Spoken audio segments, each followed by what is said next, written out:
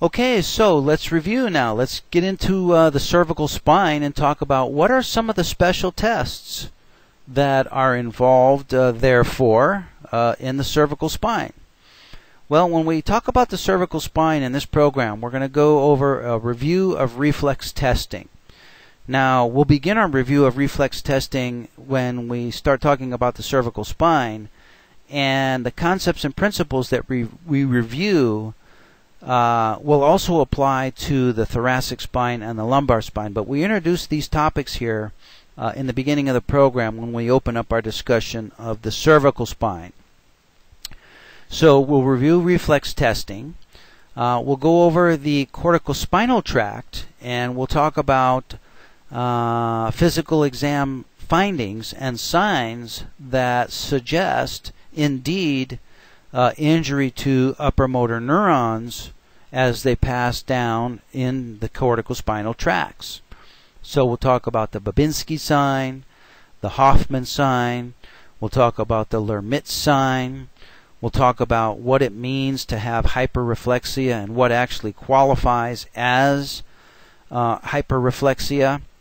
And then at the end of the program, when we finish all the way through to the lumbar spine, we're going to review some gait findings and talk about physical examination findings that would suggest to us the presence of a myelopathic gait due to injury to the corticospinal tracts. Okay, so once we handle reflexes and the corticospinal tracts, then we're going to go on to some of our special tests in the assessments for radiculopathy.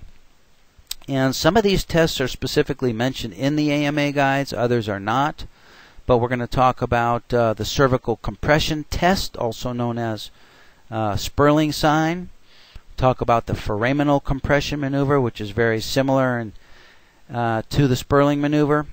We'll talk about the shoulder depressor maneuver.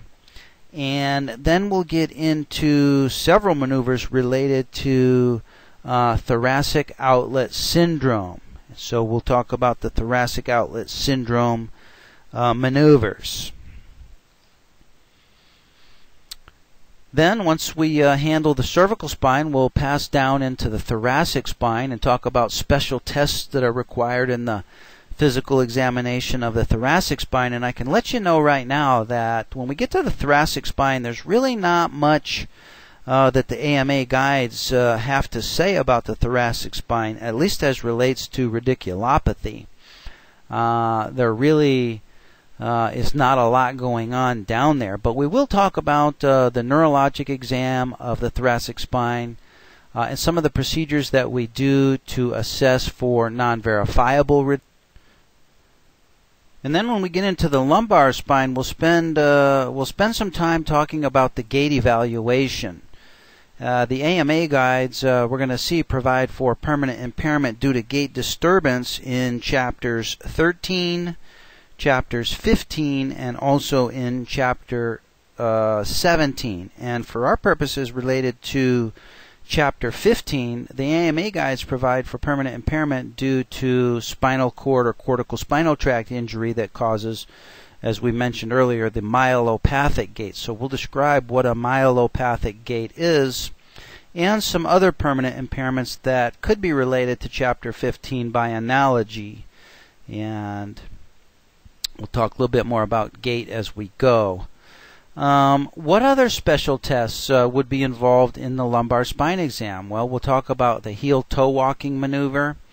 We'll trace that neurology all the way up into the lumbar spine. We'll talk about the repetitive squat maneuver.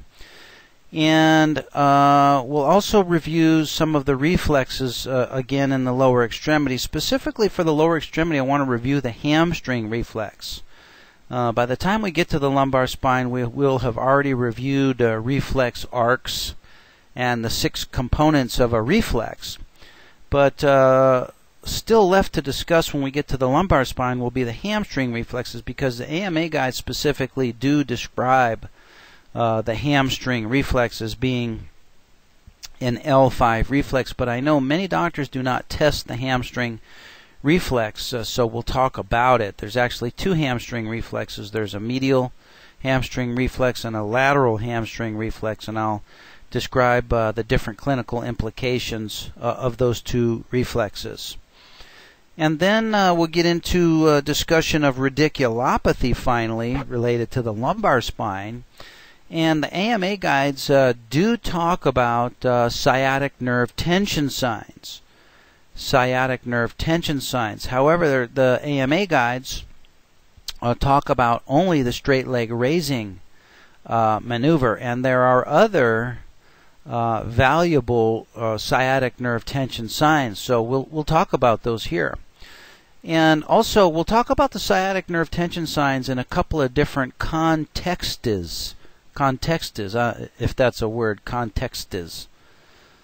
I don't know, maybe it's contextices, I don't know. But we'll talk about sciatic nerve tension signs both in the presence of bona fide lesion and also in the case of non-physiologic exam findings.